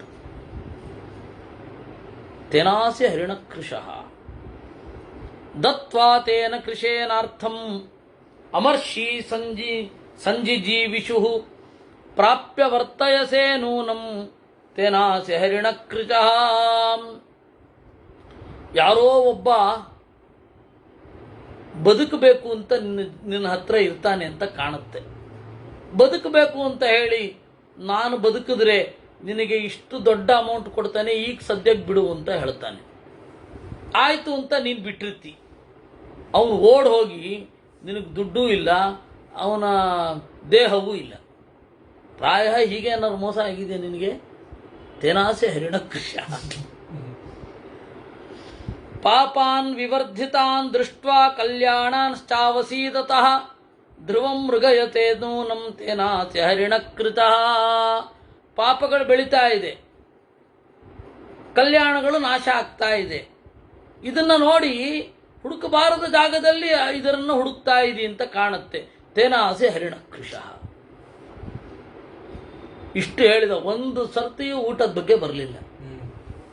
ಏವಂ ತಂ ಪೂಜಿತೋ ರಕ್ಷೋ ವಿಪ್ರಂ ತಂ ಪ್ರತ್ಯಪೂಜಯತ್ ಸಹಾಯಮಕರೋಚ್ಚೈನಂ ಸಂಪೂಜ್ಯ ಮುಮೋಚಚ. ಈ ರೀತಿ ಸಂಪೂಜಿತ ರಾಕ್ಷಸ ಇದನ್ನು ಕೇಳಿದ. ಈ ಬ್ರಾಹ್ಮಣನನ್ನು ಕೊಲ್ಲಬಾರದು, ಯಾಕೆಂದ್ರೆ ಅವನಿಗೆ ಅಷ್ಟಾದ್ರೂ ಗೊತ್ತಾಯಿತು. ಒಳ್ಳೆ ಜ್ಞಾನವನ್ನು ಸಲಹೆಯನ್ನು ಕಾಲದಲ್ಲಿ ಕಳ್ಕೊಳ್ತೇನೆ ನಾನು. ಇವನ ಬುದ್ಧಿಗಾಗಾದರೂ ಇವನನ್ನು ತಿನ್ನಬಾರದು ಅಂತ ಹೇಳಿ ಅವನೇನು ಮಾಡಿದ, ಬಿಟ್ಟ. ಸಂಪೂಜ್ಯ ಮುಮೋಚ. ಅವನನ್ನು ಪೂಜಿಸಿ, ಇಲ್ಲ ಇಲ್ಲ ನೀವು ಹೋಗಬಹುದು, ನನಗೆ ಒಳ್ಳೆ ಉಪದೇಶ ಮಾಡಿದ್ರಿ ಅಂತೇಳಿ ಕಳಿಸ್ಕೊಟ್ಟ. ಹೀಗೆ ಪ್ರಜ್ಞಾವಂತಿಕೆಯಿಂದ ಸಂತೈಸುವಿಕೆಯಿಂದ ಆ ಬ್ರಾಹ್ಮಣ ಬದುಕದ. ಅದರಿಂದಾಗಿ ನೋಡು ಯುಧಿಷ್ಠಿರ, ದಾನವೋ ಸಾಮವೋ ಅಂತ ಬಂದಾಗ ಸಾಮ ಮಿಗಿಲು. ದುಡ್ಡು ಕೊಟ್ಟು ಬಚಾವಾಗಬಹುದು, ಅಥವಾ ನನ್ನ ಬದಲು ಇನ್ನೊಬ್ಬನನ್ನು ಅವನನ್ನು ತಿನ್ನು ಅಂತ ಹೇಳಿಯೂ ಬಚಾವಾಗಬಹುದು. ಅದ್ಯಾವುದನ್ನು ಮಾಡದೇನೆ ಸಾಮದಿಂದಲೇ ಗೆದ್ದ. ಇದನ್ನ ಮಧ್ವರು ನಮಗೆ ತೋರಿಸಿಕೊಟ್ರಲ್ವಾ. ಆ ತುರುಷ್ಕ ರಾಜನ ಬಳಿಗೆ ಬಲಾತ್ಕಾರವಾಗಿ ಹೋಗಲಿಕ್ಕೆ ಶಕ್ತಿ ಇದ್ರೂ ಕೂಡ ನನ್ನ ಮುಂದಿನ ಜನಾಂಗ ಹಾಗೆ ಹೋರಾಡೋದಿಲ್ಲ, ಹೋರಾಡ್ಲಿಕ್ಕೆ ಶಕ್ತಿ ಇರಲ್ಲ, ಹೋರಾಡಿದ್ರೆ ಅವರ ಕೇಂದ್ರ ಬದಲಾಗತ್ತೆ ಅಂತ ಹೇಳಿ ಅವರೇನ್ ಮಾಡಿದ್ರು, ಅವನಿಗೆ ಹೇಗೆ ಹೇಳಿ ಆಚೆ ಹೋಗಬೇಕು ಅಂತ ಅನ್ನೋದನ್ನ ಹೇಳಿದ್ರು. ಅದರಿಂದ ಸಾಮ ಅನ್ನೋದು ಮಿಗಿಲು. ಏನು ನಿಮ್ಮ ಪ್ರಶ್ನೆ? ಎಲ್ಲಾ ಕೇಸಲ್ಲೂ ಆಗಲ್ಲ. ಅವನೇನೋ ಕೇಳ್ಕೊಂಡು ಆಯ್ತು ಅಂತ ಹೋದ. ಕೆಲವರು ಕಟಕರು ಇರ್ತಾರೆ. ಸಾಮ ಎಲ್ಲ ಕಡೆ ಎಲ್ಲಿ ಕೆಲಸ ಮಾಡೋದು? ಸಾಮ ಎಲ್ಲ ನಮ್ಮ ದಿಲೀಪ್ ಅವ್ರ ಪ್ರಶ್ನೆ ಏನು ಅಂದ್ರೆ, ಸಾಮ ಎಲ್ಲ ಕಡೆ ಎಲ್ಲಿ ಕೆಲಸ ಮಾಡುತ್ತೆ? ಇವರೇನೋ ಯೋಗ್ಯನಿದ್ದ ಬಚಾವಾದ ಅಂತ. ಇದರ ಉದ್ದೇಶ ಮನೋವಿಜ್ಞಾನವನ್ನು ಚೆನ್ನಾಗಿ ತಿಳ್ಕೊಂಡಿರಿ ಅಂತ ಆಗತ್ತಲ್ವ. ಇದನ್ನ ನಾವು ನಾಳೆ ಯಾರೋ ಒಬ್ಬ ಮಿಲಿಟೆಂಟ್ ಸಿಗ್ತಾನೆ ನಮಗೆ ಪಾಯಿಂಟ್ ಬ್ಲ್ಯಾಕ್ ರೇಂಜಲ್ಲಿ ಗನ್ನಿಟ್ಟು ಹೇಳು ಅಂತಾನೆ, ಆಗ ನಾವು ಇದನ್ನಲ್ಲ, ನಮ್ಮ ಮನೋವಿಜ್ಞಾನ ಗೊತ್ತಿರಬೇಕು ಅಷ್ಟೇ. ಇಲ್ಲಿ ನಡೆದದ್ದೇ ನಮ್ಮ ಜೀವನದಲ್ಲಿ ನಡೆಯುತ್ತೆ ಅಂತಲ್ಲ. ಮನಸ್ಸಿನ ಬಗ್ಗೆ ತಿಳ್ಕೊಂಡಿರೋದು, ಜನರ ಬಗ್ಗೆ ತಿಳ್ಕೊಂಡಿರೋದು ಒಳ್ಳೆಯದು. ನಮಗೆ ಇದರಿಂದ ಎಷ್ಟೋ ಪಾಠವೂ ಬಂತು, ಯಾಕೆ ನಾವು ಹೀಗಿದ್ದೇವೆ ಅಂತ. ಒಬ್ಬನಿಗೆ ನನಗೆ ಡಿಪ್ರೆಷನ್ ಆಗ್ತಾ ಇದ್ದಾಗ ಇದನ್ನೆಲ್ಲ ನೋಡಿ ಅದನ್ನು ಬಚಾವಾಗಬಹುದಲ್ವಾ, ಅದನ್ನು ಬಿಡಬಹುದು ನಾನು. ಓಹ್, ನನ್ನ ಡಿಪ್ರೆಷನ್ಗೆ ಇಲ್ಲಿದೆ ಕಾರಣ, ಇದನ್ನು ಬಿಡಬಹುದು. ನಾನು ಇದು ಅಯೋಗ್ಯವಾದದ್ದನ್ನು ಬಯಸ್ತಾ ಇದ್ದೇನೆ, ಇದನ್ನು ಬಿಡಬಹುದು. ನಮ್ಮನ್ನೇ ನಾವು ಸರಿ ಮಾಡ್ಕೋಬೋದಲ್ಲ. ಅದು ಯಾವಾಗ ಹೆಂಗೆ ಬರುತ್ತೋ ನೋಡೋಣ. ಇಷ್ಟು ನಮಗೆ ಇಲ್ಲಿ ಇದರಿಂದ ಸಿಗುವಂತಹ ಪ್ರಯೋಜನ. ಹೀಗೆ 110ನೇ ಅಧ್ಯಾಯ ಆಯಿತು. ಆಮೇಲೆ ಕೃಷ್ಣ ಕೈಲಾಸ ಪರ್ವತಕ್ಕೆ ಹೋಗಿ ಯಾವ ರೀತಿ ತಪಸ್ಸು ಮಾಡಿದ ಇತ್ಯಾದಿಗಳನ್ನೆಲ್ಲ ನಿರೂಪಣೆ ಮಾಡ್ತಾರೆ. ಮತ್ತು ಇಲ್ಲಿ ಧನ್ಯಾಶ್ಚರ್ಯ ಕಥನದ್ದೆಲ್ಲ ಒಂದು ಸ್ವಲ್ಪ ಬರುತ್ತೆ, ಬೇರೆ ಬೇರೆ ಪ್ರಸಂಗಗಳು ಬರುತ್ತೆ. ಅದನ್ನು ನಾವು ನಾಳೆ ನೋಡೋಣ ಅಂತ ಹೇಳ್ತಾ ಇವತ್ತಿನ ಚಿಂತನೆಯನ್ನು ದೇವರಲ್ಲಿ ಅರ್ಪಿಸೋಣ. ಕೃಷ್ಣಾರ್ಪಣಮಸ್ತು.